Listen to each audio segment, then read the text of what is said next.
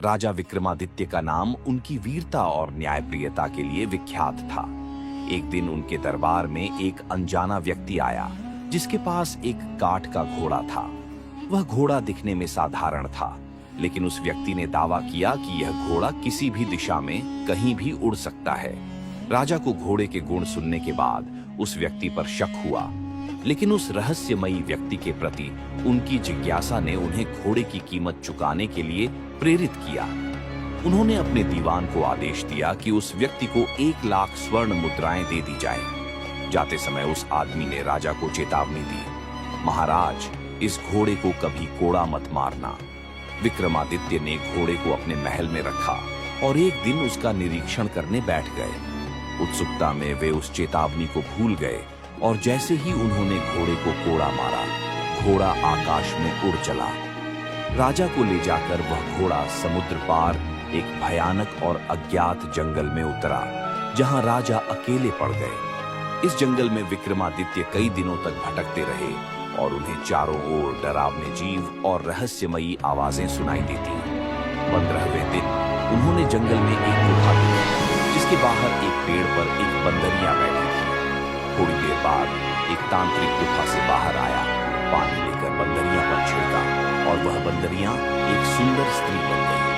तांत्रिक ने उस स्त्री को अपने साथ कुछ समय बिताने के बाद फिर से एक कुएं का पानी छिड़का और वह स्त्री फिर से बंदरिया बन गई। यह सब देखकर विक्रमादित्य चकित रह गए और इस तांत्रिक के रहस्यमय कार्यों का राज जानने की ठान ली। जैसे ही तांत्रिक गुफा में गया, राजा विक्रमादित्य ने भी उस स्त्री पर कुएं का पानी छिड़का और वह फिर से मानव रूप में आ गई।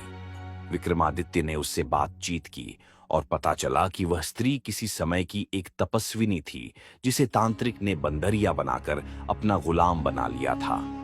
विक्रमादित्य ने उसे आश्वासन दिया कि वे उसे इस तांत्रिक के चंगुल से मुक्त कराएंगे। तभी तांत्रिक गुफा से बाहर आया और विक्रमादित्य को उस स्त्री के साथ देखकर क्रोधित हो गया। उसने अपनी तंत्र विद्या से एक नरभक्षी राक्षसों की सेना को बुला लिया। विक्रमादित्य के अद्वितीय पराक्रम ने उन सभी राक्षसों का सामना किया और उन्होंने एक एक कर उनका नाश कर दिया। तांत्रिक को समझ आ गया कि राजा कोई साधारण व्यक्ति नहीं है। वह माया का प्रयोग कर गायब हो गया और हंसते हुए विक्रमादित्य का उपहास करने लगा। विक्रमादित्य ने बेताल का आह्वान किया और बेताल प्रकट हो गया।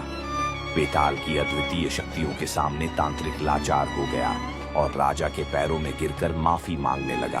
विक्रमादित्य ने उसे पाताल लोक भेजने का आदेश दिया और उस स्त्री के साथ वापस अपने राज्य लौट आए।